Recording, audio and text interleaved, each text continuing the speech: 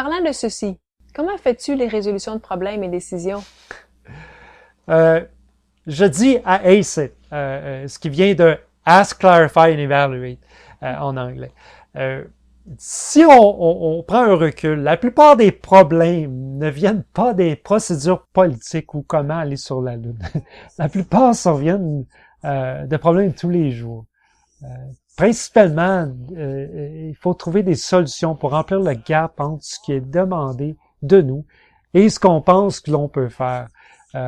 Donc, c'est important d'aider de passer rapidement du mode de préservation de soi à un mode d'action positive. On parle de cette théorie-là, le ask, qui est de demander des faits, des questions d'opinion.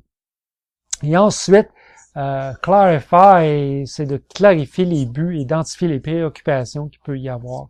Et définitivement, d'évaluer en dernier les options et de choisir une solution qui est viable. Si on revient là-dessus, demander des faits et des questions d'opinion, ça permet de découvrir les problèmes, pour définir les problèmes et causes. Ici, ça donne des informations, des intérêts, et faut éviter des conclusions à ce stade-ci et démontrer une compassion. On parle de faits, c'est de poser des questions ouvertes, comment, qui, quand, pourquoi. Ce qui donne principalement l'information. Mais il y a aussi les opinions. Donc, il faut demander les raisons. S'il y a eu des blâmes, des frustrations, des désespoirs par rapport à ça. Ce qui fait que ça découvre les motivations et les préoccupations des individus. Et à ce point, il faut définitivement éviter deux trappes qui peuvent interférer de trouver la cause du problème.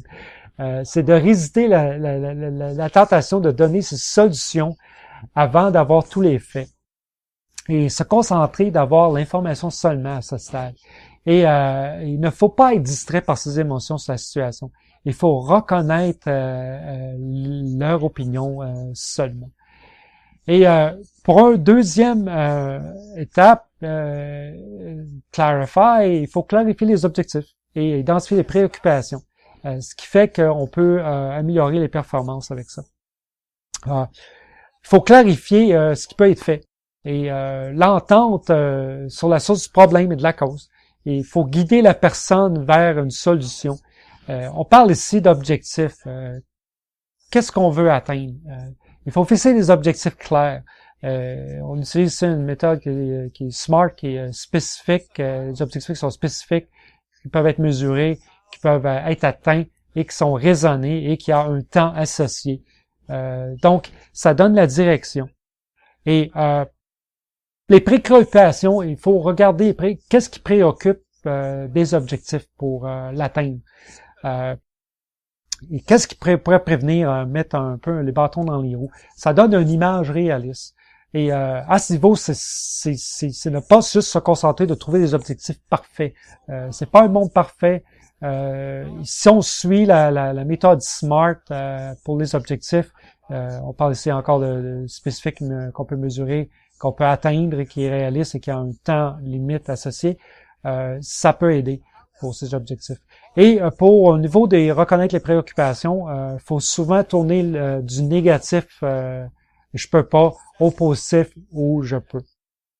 Et définitivement, il faut évaluer à la fin les options et choisir des solutions viables où ça améliore principalement la prise de décision.